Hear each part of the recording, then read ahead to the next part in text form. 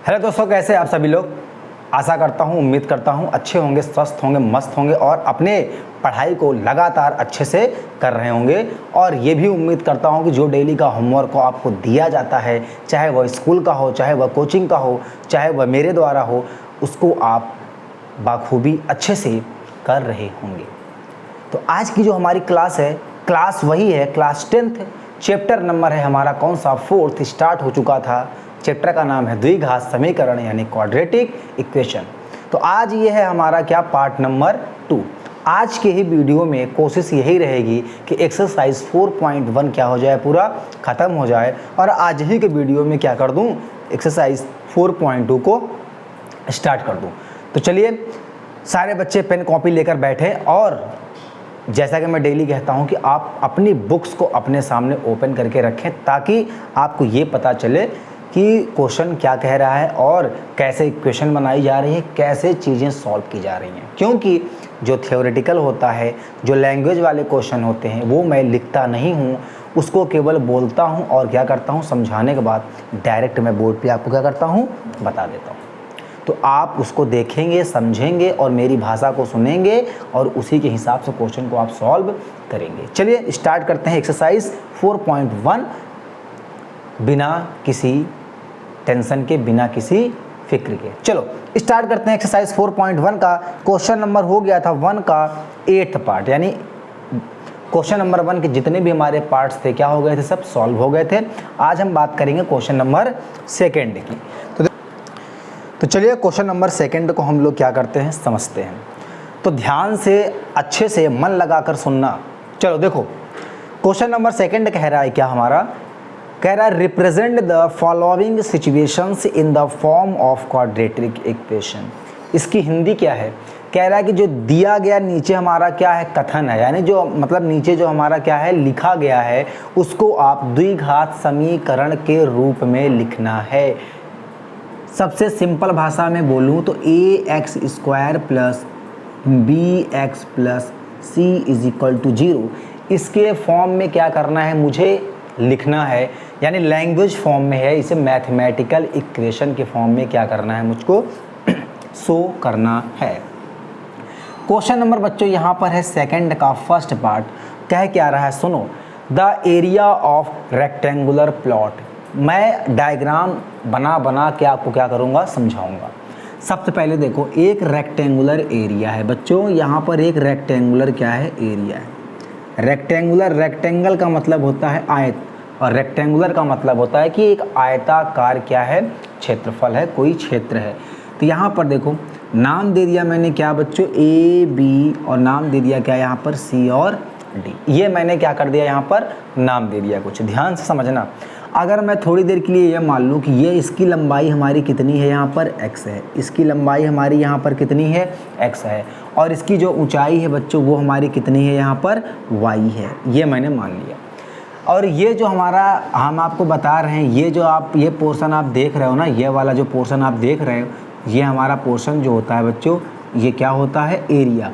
और ये जो एरिया है ना, ये एरिया हमारा क्या है, दिया हुआ है और वो कितना है, 528 और यूनिट जो आपकी है वो है मीटर स्क्वायर। उम्मीद करता हूँ कि इतना आपको समझ में आ गया होगा।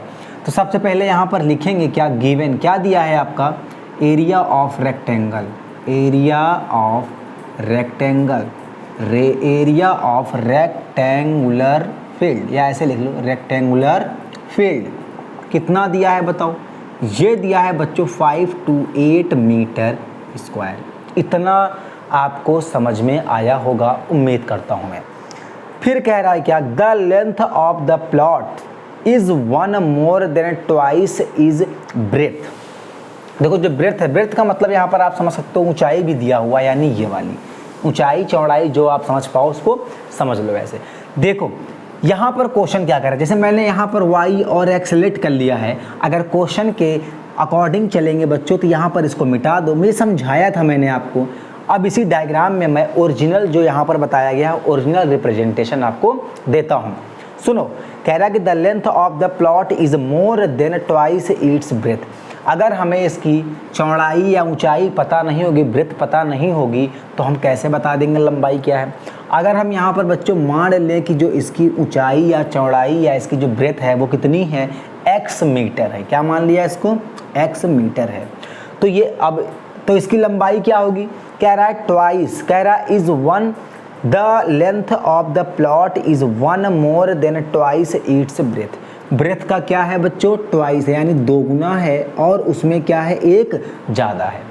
तो इसका मतलब क्या हुआ कि यदि एक रेक्टेंगुलर हमारा फील्ड है जिसका ब्रेथ हमारी कितनी है, चौड़ाई, वो हमारी है x मीटर, तो जो लंबाई है क्या है, उसके ट्वाइस का एक ज़्यादा है, उसके ट्वाइस से भी क्या है, एक ज़्यादा है। तो इसका ट्वाइस मैंने यहाँ पर कर दिया, ट्वाइस का मतलब होता है दो गुना, दो गुना से भी एक ज़्यादा है, दो गुना करके आप एक क्या कर दो, उसमें ऐड कर दो।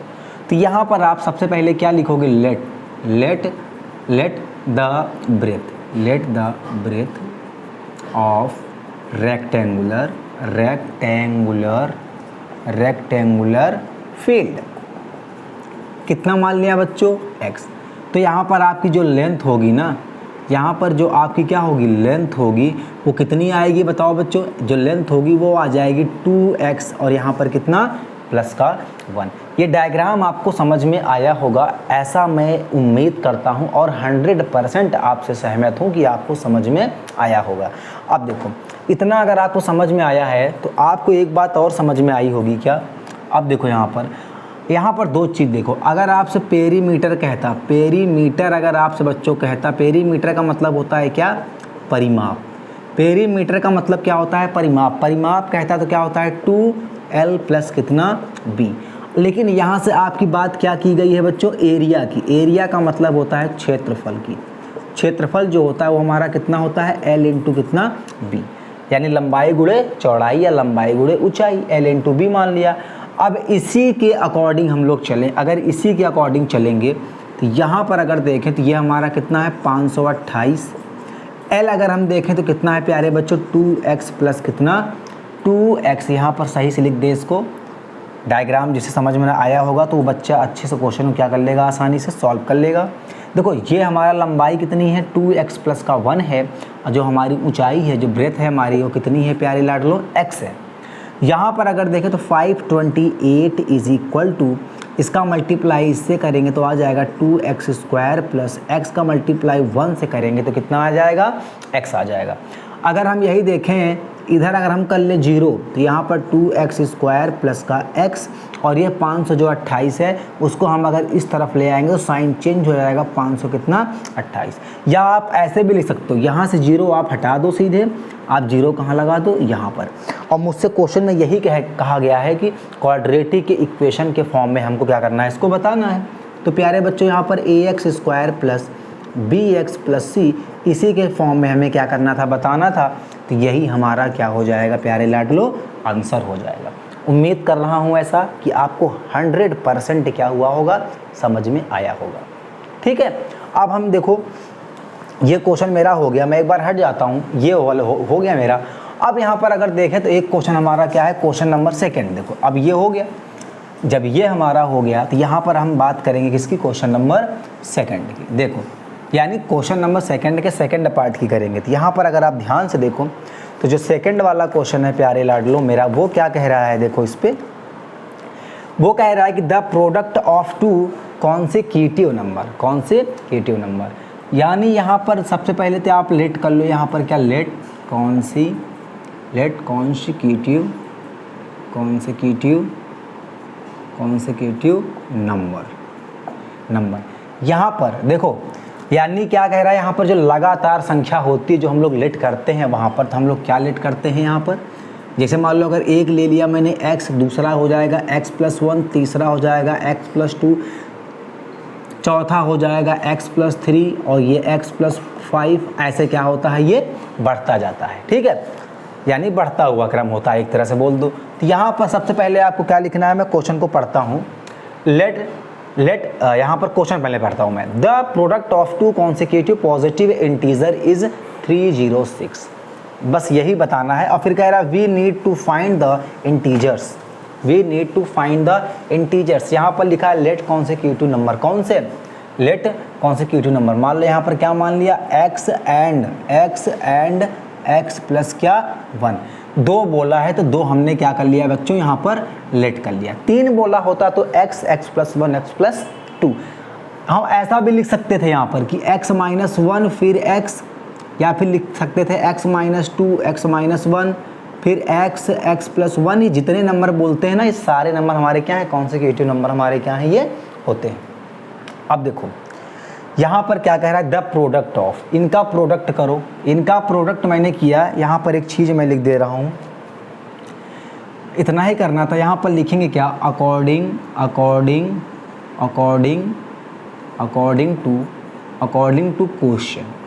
टू क्वेश्चन, यहाँ पर अकॉर्डिंग टू क्वेश्चन। क्वेश्चन क्या कह रहा है, इसका प्रोडक्ट, यहाँ पर x और यहाँ पर लिखेंगे x + 1 = कितना है भैया, इसका प्रोडक्ट कितना है प्यारे बच्चों, कह रहा है 306, 30 6, ये कह रहा है। अब यहाँ पर मल्टीप्लाई करो तो x² प्लस का x = 30 6 आ जाएगा। अब यहाँ पर अगर देखें तो x² प्लस x, और ये उठा के जब ले जाएंगे लेफ्ट साइड में तो ये मेरा हो जाएगा -306 = क्या आ जाएगा मेरा, 0। अब देखो ये किसके फॉर्म का है, ये फॉर्म हमारा है क्या बच्चों, ax² प्लस bx प्लस कितना c = 0। यही हमको क्या करना था, इसका फॉर्म बनाना था क्वाड्रेटिक इक्वेशन का। अगर ये बताना होता कि यहाँ पर जो x की वैल्यू है वो हमारी क्या होती, तो हम तब भी क्या करते, इसको आसानी से कर सकते थे। यहाँ तक कोई दिक्कत नहीं होगी। अब देखो यहीं पर हम बात करते हैं क्या, क्वेश्चन नंबर 3 की। इसी जगह पे हम लोग बात करते हैं क्या, क्वेश्चन नंबर 3 की। क्वेश्चन नंबर 3 हम लोग कहाँ से देखेंगे, यहाँ से देखेंगे। देखो क्वेश्चन नंबर 3 कह रहा है क्या, रोहन्स मदर इज़ 26 ईयर। देखो Rohan's mother is 26 year older than him, यानी जो रोहन की मम्मी है वो रोहन से 26 साल क्या है, बड़ी है। 26 साल क्या है, बड़ी है। The product of their ages 3 year from now will be 360। कह रहा है कि अब से 3 साल और अब से 3 साल बाद भी, अब से 3 साल बाद या 3 साल अधिक, अब से 3 साल अधिक। तो सबसे पहले यहाँ पर देखो कहे क्या रहा है क्वेश्चन, लेट, सबसे पहले हम लोग लेट रोहन्स एज क्या मान लिया बच्चों, x मान लिया। अगर रोहन की एज कितनी है इस वक्त, यानी रोहन जो है अगर x वर्ष का है तो इसकी माँ, तो यहाँ पे क्या हो जाएगा, हिज मदर एज,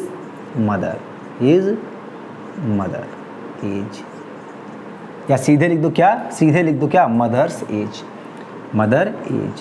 यहाँ पर क्या हो जाएगा,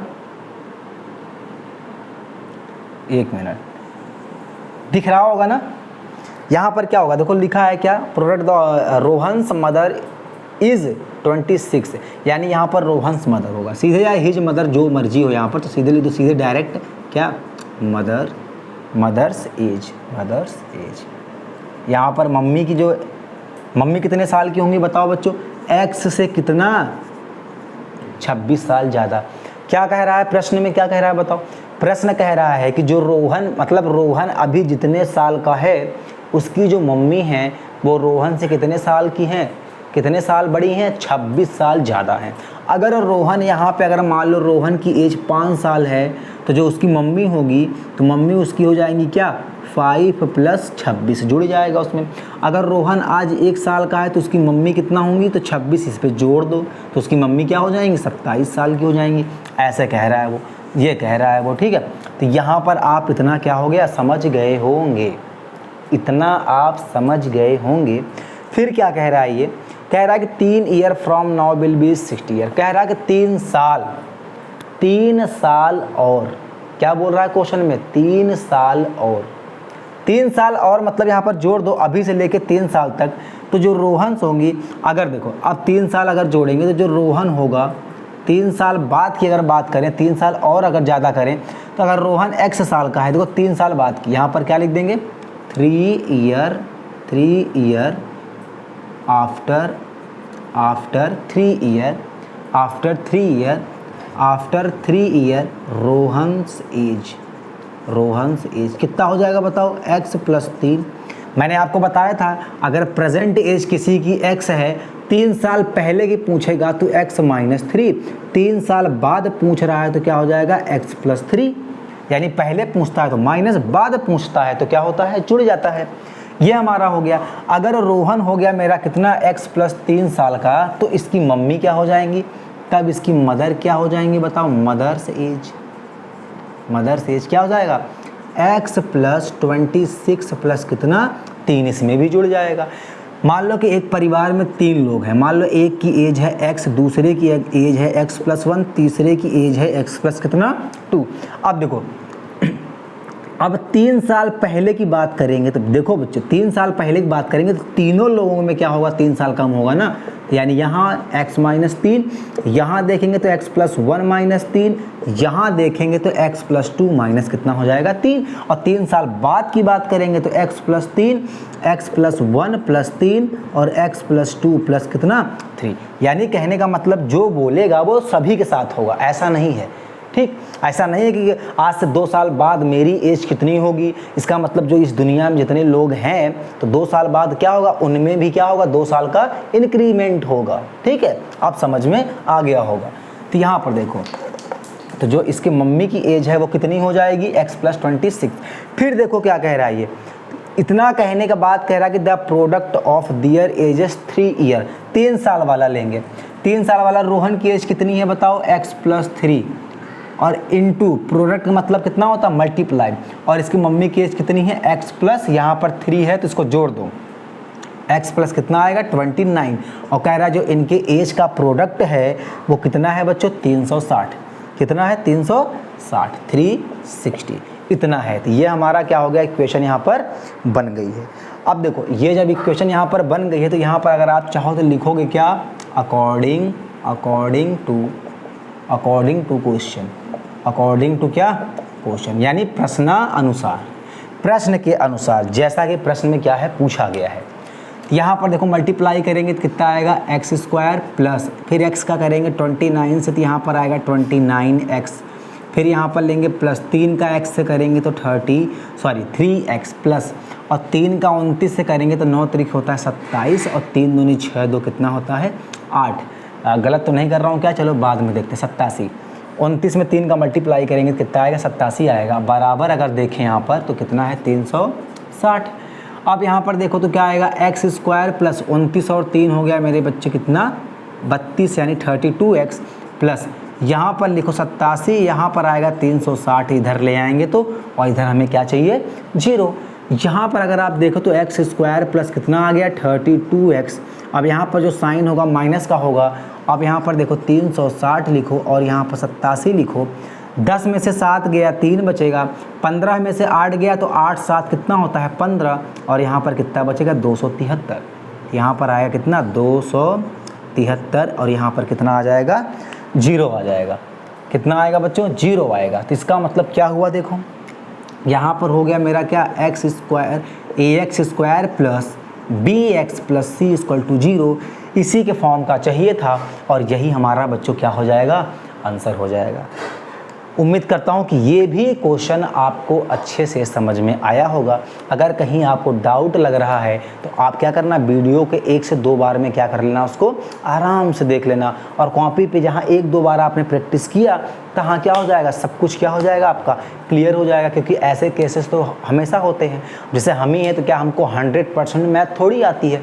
इस दुनिया में ऐसा कोई नहीं है जिसको 100% मैथ आती होगी, ये इतना तो मैं पूरे कॉन्फिडेंस के साथ क्या कह सकता हूँ, कोई भी नहीं है जिसको पूरी मैथ आती होगी, ये भी बात है। 100% कोई भी सब्जेक्ट किसी को नहीं आता है।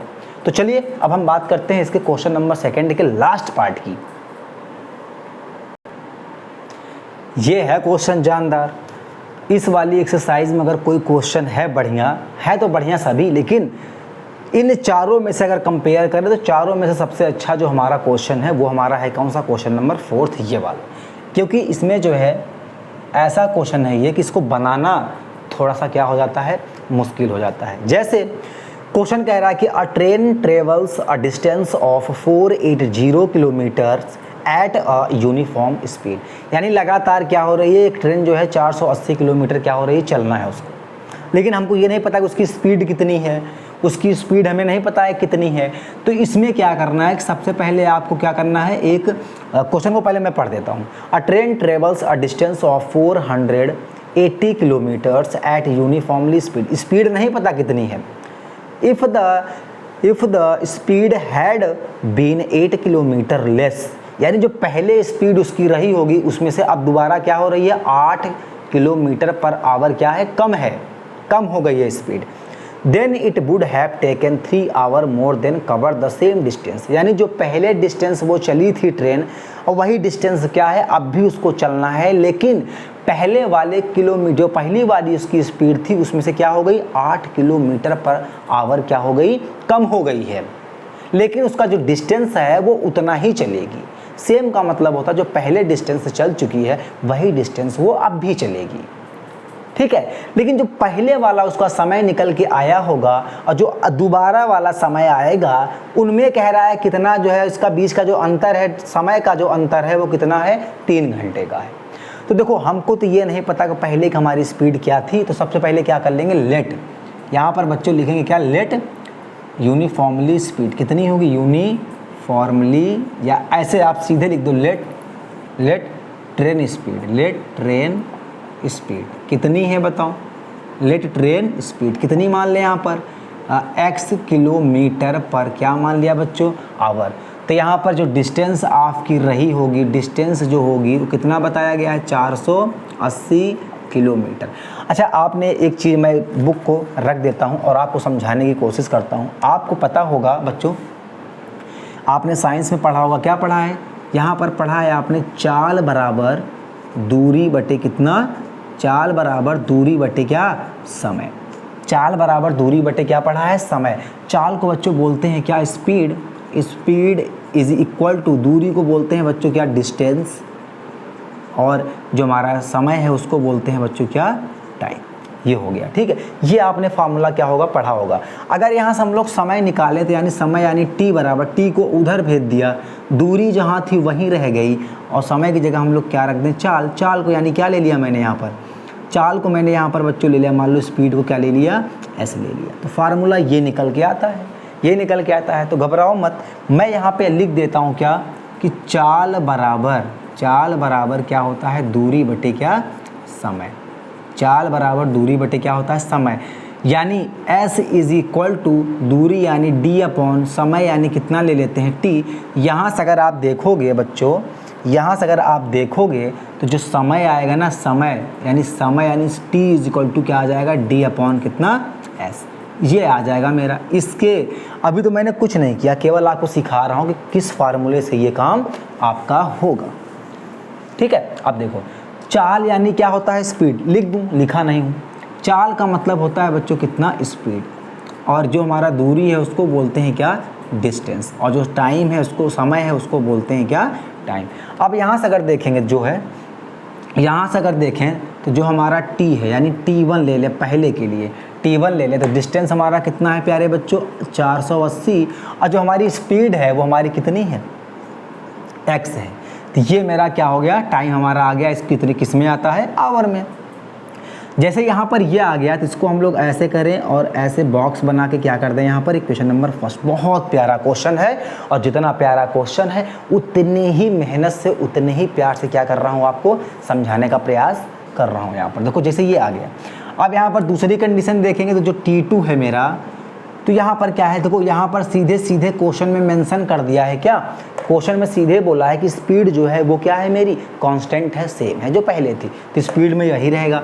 अब देखो पहले जो हमारी स्पीड थी वो हमारी इतनी है, लेकिन अब जो हमारा जो है क्या है जो हमारी स्पीड है जो हमारी क्या है चाल है उसमें 8 किलोमीटर की क्या हो गई बच्चों कमी हो गई, यानी पहले थी x और अब कितना हो गया -8 हो गया, पहले थी x अब में हो गया माइनस कितना 8। इसको अगर देखें प्यारे बच्चों तो यहाँ पर इसका नाम दे सकते हैं क्या इक्वेशन नंबर क्या 2 दे सकते हैं। अब यहाँ पर मैंने ऐसे लाइन खींच दी। अब देखो अब जो बात है वो सबसे अच्छी बात है, कह रहा है जो पहले का समय था जो अब का समय है उनमें अंतर कितना है 3 का, तो इसको ऐसे लिख सकते हो ना, इसको कैसे लिख सकते हो, इसको ऐसे लिख सकते हो ना T2 minus T1 is equal to जो हमारा आएगा 480 बटे x माइनस का 8, यहाँ पर माइनस है बीच में तो माइनस 480 बटे यहाँ पर कितना हो जाएगा x। अब ये सवाल उठता है कि इसकी वैल्यू यहाँ पर क्या होगी, तो उसने सीधे बोला है कि जो समय का अंतर है प्यारे लाडलो वो क्या दिया है 3, क्या दिया है 3। और यहाँ पर देखो तो 480 बटे x माइनस 8 माइनस 480 बटे कितना लिखा है x दिया है। अगर आप ध्यान से देखो, ध्यान से अगर देखो तो ऊपर 480 हमारा क्या है कॉमन है, तो 480 बाहर ले लिया, यहाँ पर आ गया x माइनस 8 और यहाँ पर आ गया 1 कितना x को इधर ट्रांसफ़र करेंगे तो यहाँ पर देखो 3, यहाँ पर आएगा 480 बच्चों, यहाँ पर देखो तो आ जाएगा x और यहाँ पर देखेंगे तो आएगा कितना x माइनस कितना 8 और नीचे अगर आप देखो तो आ जाएगा x और x माइनस कितना आ जाएगा 8 आ जाएगा। थोड़ा कैलकुलेटिव है, इसमें आपको कैलकुलेशन थोड़ा क्या है करना पड़ेगा। यहाँ पर देखो तो 3 आ गया बराबर, यहाँ पर अगर देखो तो 480, अगर यहाँ देखो आप तो ये हो जाएगा मेरा x माइनस x और ये माइनस इसको बना देगा प्लस यानी 8 हो जाएगा और नीचे देखेंगे तो क्या आ जाएगा x स्क्वायर माइनस कितना 8x मल्टीप्लाई कर दिया तो हमारा क्या हो गया, ये यहाँ से देखो तो माइनस का x प्लस का x क्या हो गया, इसका काम तमाम हो गया। अब यहाँ पर अगर आप देखो, यहाँ पर अगर आप देखो तो क्या आएगा, देखो ध्यान से ज़रा, यहाँ पर देखो तो बचा मेरे बच्चों यहाँ पर क्या 3, यहाँ पर बचेगा 480 और यहाँ ऊपर केवल क्या बच गया आपका 8 बच गया और नीचे क्या बचेगा आपका x स्क्वायर माइनस कितना 8x।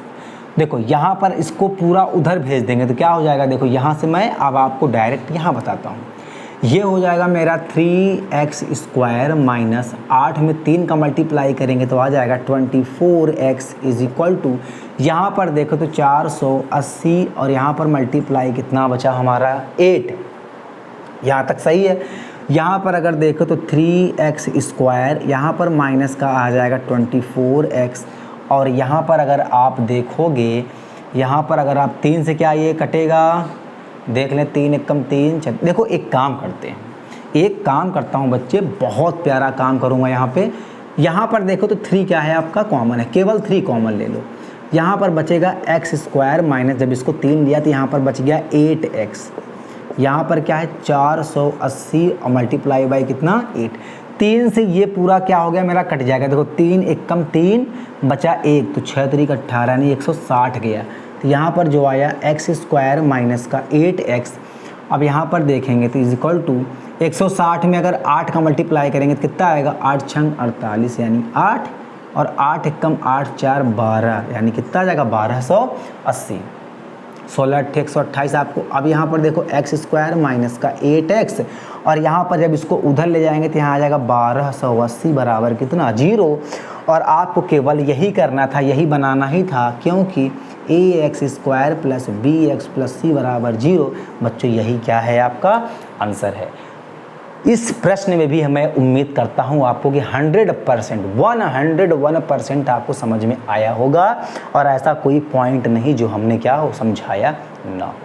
तो ये रही एक्सरसाइज आपका 4.1 जो कि हमने क्या कर दिया, इसका पोस्टमार्टम कंप्लीट कर दिया। अब हम बात करेंगे, आपको थोड़ा सा हिंट देंगे, थोड़ा समझाने की कोशिश करेंगे, क्या एक्सरसाइज 4.3 की ओर चलेंगे और उसके कॉन्सेप्ट के बारे में थोड़ा सा जानकारी ले लें और फिर जब नेक्स्ट क्लास आपकी होगी तो उसमें क्या हो जाएगा, क्वेश्चंस भी हमारे क्या हो जाएंगे, कर लिए जाएंगे। यहाँ पर थोड़ा कॉन्सेप्ट आपको बता दूंगा तो चीज़ें क्या होंगी नेक्स्ट वीडियो में आपको समझ में आएंगी। चलिए आपको समझाने का प्रयास करता हूँ। तो चलिए बच्चों देखते हैं कि एक्सरसाइज 4.2 में कितने कॉन्सेप्ट हैं जो हमें सीखने चाहिए और कैसे करने होते हैं क्वेश्चंस को। सबसे ज़्यादा पकड़ मजबूत हमें क्या करना है, क्वेश्चंस पे नहीं कॉन्सेप्ट पर करना है। चलो यहाँ पर जो आपका एक्सरसाइज 4.2 में है ना, तो एक शब्द का नाम लेता है, क्या लिखा होता है, फैक्टराइजेशन। फैक्टराइजेशन क्या बोलते हैं, फैक्टराइजेशन। आप यहाँ पर क्या लिख दो, ऐसे लिख दो। अब देखो सबसे पहले बच्चों इसके बारे में हम लोग क्या करते हैं, जानते हैं कि फैक्टराइजेशन का मतलब क्या होता है। इस पे लिखा होगा find the roots of given quadratic equation by method factorisation. मतलब क्या है कि दिए गए द्विघात समीकरण का हल क्या होगा या कितने मूल होंगे या क्या मूल होंगे, लेकिन आपको जो विधि है वो कौन सी विधि होनी चाहिए प्यारे बच्चों, गुणनखंड विधि। गुणनखंड विधि गुणनखंड विधि। देखो नाम से ही पता चल रहा है क्या, फैक्टर, क्या है फैक्टर, और यहाँ पर अगर देखें फैक्टर, और यहाँ पर नाम से देखो लिखा है फैक्टर यानी क्या, गुणन, फैक्टर यानी खंड का मतलब होता है मेरे प्यारे बच्चों क्या, भाग। क्या होता है, खंड का मतलब होता है कि कितने पार्ट हैं। जैसे क्वाड्रेटिक इक्वेशन के हमेशा दो ही क्या होते हैं, रूट्स होते हैं। यानी एक इक्वेशन दिया होगा ax square plus bx plus c के फॉर्म का बराबर 0, हमें इसको ऐसा फैक्टर करना है कि गुणनखंड, इसके कितने खंड हैं, एक इस ब्रैकेट में ले लेंगे और इनके बीच क्या होना चाहिए, गुणन, और एक हमारे क्या इस ब्रैकेट में, अब बराबर क्या होगा 0।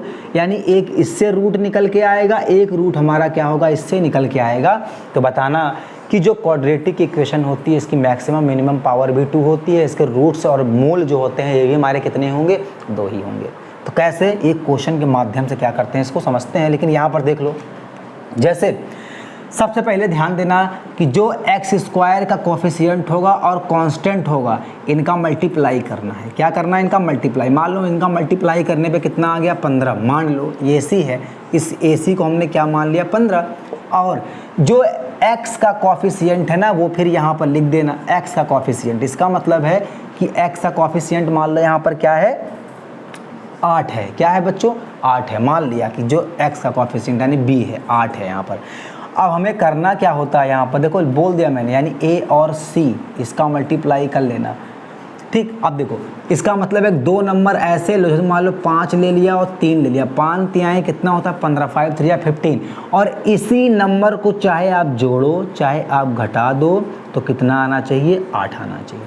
तो ऐसे एक क्वेश्चन को लेते हैं तब आपको समझ में आ जाएगा। देखो यहाँ पर क्या है क्वेश्चन, देखो क्वेश्चन कह रहा है क्या, find the roots of the following quadratic equation by factorisation method. बच्चों कौन सा मेथड है यहाँ पर, पहला वाला फैक्टराइजेशन मेथड, फैक्टराइजेशन मेथड। इसको बोलते हैं गुणनखंड विधि, गुणनखंड विधि। ठीक, फैक्टराइजेशन मेथड, गुणनखंड विधि। क्वेश्चन नंबर फर्स्ट का पहला पार्ट हमारा क्या कह रहा है, एक्स स्क्वायर माइनस का 3x माइनस का 10 इज इक्वल टू क्या, 0। ध्यान से समझना, जैसे मैंने आपको क्या किया है बताया है। देखो ये इसी फॉर्म का है ना बच्चों, x square plus bx plus c is equal to 0, इसी फॉर्म का है ना। ये आप लिख लो, ऐसे लिख लो चाहे ना लिखो कोई बात नहीं। यहाँ से देखो मैंने बताया था पहले a और c लेंगे। एक्स स्क्वायर कोएफिशिएंट कितना है 1 और यहाँ पर लिखा है माइनस का 10। देखो यानी 1 और माइनस का 10 का मल्टीप्लाई करेंगे बच्चों तो यहाँ पर कितना आएगा, माइनस का 10। यानी 2 नंबर आप ऐसे लो, 2 नंबर आप क्या करो यहाँ पर ऐसे लो जो कि मल्टीप्लाई करने पर -10 आ जाए और उन्हीं नंबर को चाहे आप जोड़ो चाहे आप घटाओ तो कितना आना चाहिए, -3। अब आपके नज़रों में क्या कोई ऐसा है, मेरे नज़रों में तो है। जैसे मान लो अगर मैं यहाँ पर ले लूँ यहाँ पर -5 और यहाँ पर ले लूँ क्या 2। देखो 5 दूनी कितना होता है 10, लेकिन माइनस के साथ।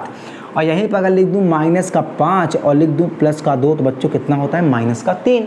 तो इसका फैक्टर क्या होगा, देखो एक्स स्क्वायर -5x प्लस का 2x और माइनस का 5 इंटू कितना 2 बराबर कितना 0। बहुत एकदम 0 लेवल से आपको लेके चल रहा हूँ ताकि चीज़ें समझ में आ जाए।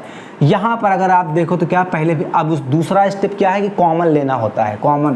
तो यहाँ पर क्या कॉमन है, देखो x कॉमन है तो यहाँ पर 2x थे तो कितने x बच गए, 1। यहाँ पर x एक ही था, चला गया बाहर, क्या बचा यहाँ पर -5। अब देखो यहाँ पर देखो 2 है और यहाँ पर भी 2 है तो यहाँ पर क्या कॉमन मिल रहा है बच्चों, 2। यहाँ पर क्या बच गया x, यहाँ पर माइनस, यहाँ पर क्या बचा 5 बराबर कितना 0। अब देखो इस पूरे में से क्या कॉमन है आपको बताओ, तो x -5। अब देखो यहाँ पर क्या बच गया x और बच्चों यहाँ पर क्या है प्लस का 2। इनके बीच जो साइन आ गया कौन सा आ गया, मल्टीप्लाई का। अब बराबर यहाँ क्या है आपका 0। तो देखो इफ़ यहाँ पर लिखना पड़ेगा आपको क्या, इफ़ x -5 बराबर क्या 0, इफ़ x -5 बराबर 0 देन क्या हो जाएगा, x -5 बराबर 0 तो x बराबर कितना बच्चों 5 आ गया। समझ में आया। अब देखो यहाँ पर ये इसके लिए था, अब ये किसके लिए होगा, यहाँ पर इसके लिए। देखो if x + 2 is equal to यहाँ पर क्या 0 देन क्या होगा, देखो then x is equal to यहाँ पर क्या आएगा माइनस कितना 2। तो जो आपके रूट्स होंगे बच्चों, यहाँ पर जो आपके क्या होंगे रूट्स होंगे वो हमारे कितने हो जाएंगे बताओ, आएंगे 5 कॉमा माइनस कितना 2। और यही बच्चों आपका क्या होगा आंसर। अब कैसे माने कि यही इसका आंसर होगा, अगर आपको विश्वास नहीं होता तो आप 5 उठाओ और जहाँ जहाँ x है वहाँ वहाँ क्या रखो 5, तो क्या मिलेगा 0, या फिर -2 लो और जहाँ जहाँ x है वहाँ -2 रखो तो क्या आ जाएगा राइट साइड वाला आ जाएगा। तो यही इसका क्या था मेरे बच्चों आंसर था। देखते हैं अगर टाइम अगर है तो हम एक आध क्वेश्चन को और बताते हैं, वरना मिलते हैं क्या आपसे नेक्स्ट वीडियो में। तो चलिए बच्चों टाइम हो गया है और इसी के साथ एक्सरसाइज 4.2 के साथ हम मिलेंगे आपको नेक्स्ट वीडियो में। तब तक के लिए आप क्या करना है आपको, तब तक के लिए अगर आपको इसके पिछले वाली एक्सरसाइज के जितने भी क्वेश्चन हैं, जितने भी हमारे एग्जाम्पल्स हैं, क्या करो उसको लगाओ, समझो और उसको जांचो और उसको चेक करो।